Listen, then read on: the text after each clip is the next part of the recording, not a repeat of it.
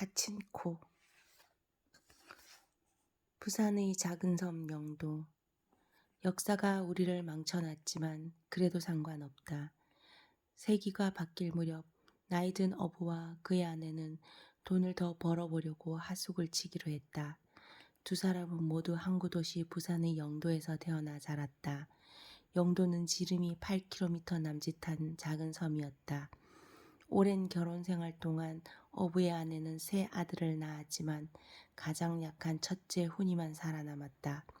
훈이는 언챙이에다 한쪽 발이 뒤틀린 기형아였다.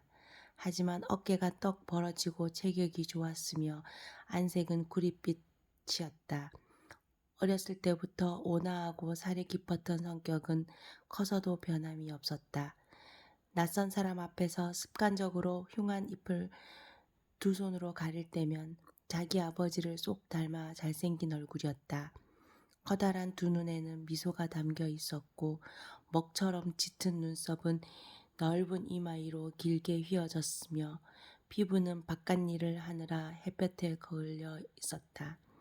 외모는 부모를 닮았지만 다른 것은 부모를 닮지 않았는지 훈이는 말을 잘 하지 못했다. 훈이가 말을 빨리 못하는 걸 보고 생각까지도 어눌하다고 착각하는 사람들이 있었지만 천만의 말씀이었다. 1910년 훈이가 27살이 되던 해에 조선은 일본에 합병되었다. 그러나 훈이의 어부 아버지와 어머니는 먹고 사는 문제가 제일 중요한 신체 건강하고 검소한 서민일 뿐이었다. 나라를 팔아먹은 썩어빠진 통치자들이나 무능한 양반들하고는 아무 상관이 없었다. 부부는 새들어 살고 있는 집의 집세가 다시 오르자 자기들 침실까지 하숙인들에게 내어주고 부엌 옆의 겹방에서 잠을 잤다. 부부가 장장 30여 년 동안 새내어 살고 있는 나무집은 그다지 크지 않았다. 14평도 되지 않았지만 그래도 장지문으로 나뉜 아늑한 방이 3개나 있었다. 구멍이 숭숭 난 초가 지붕은 어부가 직접 불그스름한 진흙 기와 지붕으로 바꾸어 놓았다. 결국 부산의 호화찬란한 저택에 산다는 집주인만 주머니가 두둑해진 셈이었다. 나중에는 큼직한 냄비와 휴대용 식탁이 회반죽을 칠한 돌벽에 다 걸어둘 수 없을 정도로 많아져서 부엌도 채소밭으로 옮겼다. 훈이는 하숙집에 관련된 장부를 쓸 수 있어야 하고 시장에서 속지 않을 만큼 셈을 할 수 있어야 한다는 아버지의 고집에 못 이겨 마을의 학교 선생한테서 조선어와 일본어를 배웠다. 하지만 훈이가 딱 글을 읽고 쓸 수준까지만 배우고 나자 부모는 바로 학교에서 훈이를 빼내왔다. 청소년이 된 훈이는 두 다리가 멀쩡한 자기 또래보다 2배나 많은 일을 했다. 손재주가 좋았고 무거운 짐도 나를 수 있었지만 빨리 달리거나 걸을 수는 없었다. 훈이나 훈이 아버지는 마을에서 술을 한 잔도 마시지 않는 사람으로 유명했다. 훈이의 아버지와 어머니는 살아남은 유일한 불구아들을 영리하고 부지런한 아이로 키웠다. 자신들이 죽고 나면 그 아이를 누가 돌봐주겠나 싶었기 때문이다. 어부와 어부의 아내는 자신들의 심장을 한데 합쳐 기운차게 팔딱이는 심장으로 만든 게 바로 훈이라고 생각했다. 부부는 다른 자식들을 모두 잃었다. 막내는 홍역으로 잃었고 둘째는 허무하게도 소에 바쳐 목숨을 잃었다. 이 노부부는 아들 훈이를 학교와 시장에 갈 때가 아니면 항상 집 가까이에 두었다. 때문에 건강한 청년으로 성장했지만 훈이는 끝내 집에 머물면서 부모를 도와야 했다. 노부부가 아들을 실망시키는 일을 상상할 수도 없었다. 하지만 아들에게 맹목적인 사랑을 퍼붓지는 않았다. 죽은 자식보다 살아나 있는 못난 자식이 가족들에게 더 큰 해가 된다는 사실을 잘 알았기 때문이다. 노부부는 아들을 응석바지로 만들지 않으려고 노력했다. 영도에 사는 다른 아이들은 훈이의 부모처럼 분별 있는 부모 밑에서 자랄 정도로 운이 좋지 않았다. 적들에게 짓밟히거나 자연재해로 황폐해진 나라에서는 의뢰에 그렇듯이 노인과 과부, 고아 같은 약자들은 식민지 땅에서 더 이상 더없이 절박한 처지였다. 한 명이라도 더 먹여 살릴 수 있다면 보리쌀 한 대만 받고도 하루 종일 일하려는 사람들이 수도 없이 많았다. 1911년 훈이가 28살이 된 지 2주가 지났을 때였다. 뺨이 불그스레한 중매쟁이가 훈이 엄마를 찾아왔다. 훈이 엄마는 중매쟁이를 부엌으로 안내했다. 앞쪽 방에서 하숙하는 사람들이 자고 있었기 때문에 두 사람은 나지막한 목소리로 이야기를 나누어야 했다. 늦은 아침이었지만 저녁 늦게까지 고기잡이를 하다 들어온 하숙인들은 저녁을 먹고 잠든 후 여태 잠들어 있었다. 훈이 엄마는 중매쟁이에게 물 한 잔을 사발에 따라 건네고 도마 위의 무를 계속 썰기 시작했다. 훈이 엄마는 중매쟁이가 뭘 바라고 찾아왔는지 짐작이 갔지만 무슨 말을 어떻게 꺼내야 할지 몰랐다. 훈이는 결혼하고 싶다고 한 적이 한 번도 없었다. 제대로 된 집안에서 딸을 언챙이에게 내준다는 것은 상상도 할 수 없는 일이었다. 기형은 10중 8구 자식에게 유전되기 때문이다. 훈이 엄마는 아들이 여자와 이야기하는 모습을 본 적이 없었다. 마을 처녀들은 대부분 훈이를 보자마자 피했고 훈이도 가질 수 없는 것을 원해선 안 된다는 사실을 잘 알고 있었다. 중매쟁이의 작고 우스꽝스러운 얼굴은 퉁퉁하고 불그스레했고 감정이 없는 까만 눈이 약삭빠르게 빛났다. 중매쟁이는 좋은 말만 하려고 말을 조심스럽게 골랐다. 갈증이라도 나는 것처럼 입술을 핥기도 했다. 훈이 엄마는 매서운 눈으로 자신은 물론이고 집안 구석구석을 살피는 중매쟁이의 시선을 놓치지 않았다. 중매쟁이는 훈이 엄마의 속을 짐작하기 어려웠다. 훈이 엄마는 아침에 눈 떠서 잠자리에 들 때까지 그날 필요한 일을 묵묵히 해내는 조용한 여자였다. 아낙네들과 정신 사나운 수다를 떨 시간이 아까워 시장에도 좀처럼 가지 않았다. 시장에 갈 일이 있으면 대신 훈이를 보냈다. 중매쟁이가 계속 얘기를 했지만 훈이 엄마의 입은 좀처럼 열리지 않았다. 무가 토막토막 썰려 나가도 꿈쩍 않는 묵직한 소나무 도마처럼 미동도 없었다. 결국에는 중매쟁이가 먼저 운을 뗐다. 훈이가 발이 좀 성치 않고 입술이 갈라져서 그렇지 누가 봐도 좋은 아이라고 말했다. 또 교육도 잘 받았고 황소처럼 힘도 세서 듬직하다고 칭찬했다. 그처럼 훌륭한 아들을 가진 건 축복이라고까지 했다.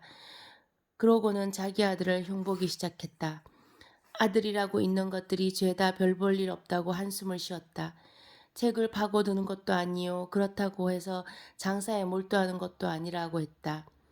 그렇지만 또 그렇게 못 봐줄 정도로 형편없지는 않다고 했다. 딸은 일찍 결혼해서 멀리 떨어져 살고 있고 자식들 모두 결혼을 했지만 아들들이 게을러서 혼이 같지 않다고 푸념했다. 중매쟁이는 한참 이렇게 늘어놓고 나서 훈이 엄마의 얼굴을 뚫어져라 쳐다보았다. 표정 변화 하나 없는 그 얼굴에 조금이라도 흥미가 어리지는 않나 살펴본 것이다. 훈이 엄마는 고개를 숙인 채 날카로운 칼을 단단히 잡고서 무를 반듯반듯하게 탁탁 썰었다. 네모난 무 토막들이 도마 위에 수북하게 쌓이면 그 무 더미를 커다란 그릇에 깨끗하게 쓸어 담았다. 하지만 실상은 중매쟁이 이야기를 하나도 놓치지 않고 있었다. 훈이 엄마는 너무 긴장해서 몸이 떨릴까봐 불안한 정도로 집중해서 듣고 있었다. 중매쟁이는 훈이네 집에 들어오기 전에 집 주변을 한 바퀴 돌아보았다. 집안의 재정 상태를 점검해 본 것이다. 어디로 보나 훈이네 집이 알부자라는 소문이 틀린 말은 아니었다. 겉에는 이런 봄비를 맞아 통통하고 묵직한 무들이 뽑히기만을 기다리고 있었고 마당의 긴 빨랫줄에는 대구와 오징어가 가지런히 걸려 햇살 아래 바짝 말라 있었다. 창고 옆의 돼지 우리 안에는 흑돼지 3마리가 들어 있었다. 뒤뜰에 있는 암탉 7마리와 수탉 1마리도 놓치지 않고 샘에 넣었다. 집 안으로 들어가자 잘 사는 지가 훨씬 더 확실하게 드러났다. 부엌의 선반 위에는 쌀과 국그릇들이 쌓여 있었고 하얀 마늘과 붉은 고추가 낮은 석가래에 매달려 있었다. 빛이 들지 않는 곳에 갓 캐낸 감자들이 대나무 바구니 가득 들어 있었고 가마솥에서 훈훈한 보리향과 수수향이 피어올라 작은 집안을 떠돌아다녔다. 이곳 시골 사람들은 다들 점점 가난해지고 있었지만 훈이네 집은 무척이나 안락해 보였다. 중매쟁이는 훈이도 건강한 신부를 맞이할 수 있겠다는 확신이 생겼다. 그래서 본격적으로 이야기를 꺼냈다. 상대는 울창한 숲속 너머의 섬 반대쪽에 사는 여자였다. 그 여자의 아버지는 소작인이었는데 최근 토지 조사로 임차권을 잃은 수많은 사람들과 같은 신세였다. 이 호라비는 빌어먹게도 딸만 넷에 아들 하나 없었다. 하도 가난해 숲에서 주워온 것이나 시장에 내놓을 수 없는 생선으로 끼니를 때워야 했다. 아주 가끔은 이웃이 적선해 주는 것으로 간신히 배를 채우기도 했다. 이 점잖은 아버지는 중매쟁이에게 딸들의 신랑감을 찾아달라고 간청했다.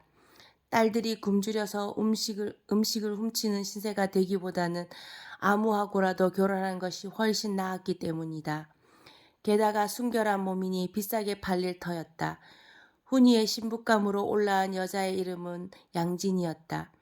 양진은 넷째 중 막내였는데 아직 어려서 불평을 하지 못하고 또 적게 먹기 때문에 치워버리기가 가장 쉬웠다. 양진은 갓 태어난 망아지처럼 온화하고 부드러운 15살 여자애라고 중매장이가 말했다. 큰돈은 필요 없다 아닙니까? 양진이 아버지가 선물을 많이 바랄 수도 없는 처지도 절대 아니고 예. 알 잘 넣는 암탉 몇 마리하고 양진이 언니들한테 줄 면으로 된 옷, 올겨울을 날 수수 67자루만 주면 충분할 깁니다. 중매쟁이는 결혼 선물을 줄줄 읊어댔는데도 아무런 불만을 듣지 못하자 점점 더 대담해졌다. 염소나 돼지 새끼 1마리 달라 할지도 모르겠네. 예. 여자의 가족이 가진 게 너무 없거든. 예. 사실 신부 몸값은 많이 떨어졌지. 예. 보석도 필요 없을 깁니다. 중매장이가 살짝 웃었다. 훈이 엄마는 두툼한 손목을 튕기듯 움직여서 무에 소금을 뿌렸다. 중매쟁이는 훈이 엄마가 얼마나 집중해서 중매쟁이의 의도를 알아내려고 애쓰는지 짐작도 하지 못했다. 훈이 엄마는 훈이 신부가 될 아이를 데려올 값이라면 주지 못할 게 없다고 생각했다. 어느새 가슴속에서 솟아오르는 상상과 희망에 스스로도 깜짝 놀랐지만 훈이 엄마는 그 마음을 속으로만 간직한 채 얼굴에 드러내지 않았다. 하지만 중매쟁이도 바보는 아니었다. 찌도 손자를 볼 수만 있다면야 뭐든지 줄 수 있다 아닙니까? 중매쟁이가 훈이 엄마의 주름진 구릿빛 얼굴을 뚫어지게 들여다보면서 승부수를 던졌다. 손녀딸은 있지만서도 손자가 없거든요. 가신 아들이 너무 많이 울잖아 예. 중매쟁이가 이야기를 계속 이어나갔다. 첫 알을 안아 들었을 때가 지금도 기억납니다. 그때 얼마나 행복했나 몰라 예. 새가 갓 쪄낸 백설기처럼 새하얀 얼라였다 아닙니까? 따뜻한 반죽 맨키로 부드럽고 촉촉한 얼라였지에. 한 입 깨물어 가지고 맛보고 싶을 정도였거든요. 뭐 지금은 덩치만 커다란 얼간이가 되었지만서도 중매쟁이는 때 아닌 흰소리에 머쓱해져서 불평 한마디를 마지막에 덧붙였다. 드디어 훈이 엄마가 미소를 지었다. 등치 큰 얼간이의 모습이 너무나 생생하게 떠올랐기 때문이다. 이렇게 중매쟁이의 방문을 받기 전에는 상상도 할 수 없었지만 손자를 안고 싶어 하지 않을 여자가 어디 있겠는가. 훈이 엄마는 마음을 시키려는 듯 이를 꽉 깨물고 무가 담긴 커다란 그릇을 집어들었다. 그리고는 무에 소금이 고르게 스며들도록 흔들었다. 여자의 얼굴도 괜찮아 얘. 얼굴은 얼근 자국도 없고 얘. 예의도 발라서 아버지하고 언니들 말에 순종적이고 피부도 그렇게 시커멓지도 않습니다. 등치가 좀 작기는 해도 손하고 팔 힘이 세다카대에 살은 좀 찌워야 하는데 그건 훈이 엄마도 와 그런지 잘 알잖아 얘. 양진이 가족이 좀 힘들어가지고. 중매쟁이는 부엌 구석에 있는 감자가 가득 들어있는 대나무 바구니를 보면서 살짝 웃음을 지었다. 여자애가 여기서는 원하는 만큼 먹을 수 있을 거라고 생각하는 모양이었다. 훈이 엄마는 무가 담긴 그릇을 내려놓고 중매쟁이를 돌아보았다. 훈이 아버지하고 훈이한테 말해볼게 얘. 염소나 돼지를 사줄 돈은 없어 얘. 겨울을 나게 다른 것들을 하고 이불 좀 보낼 수 있고 얘. 일단 물어볼게 얘.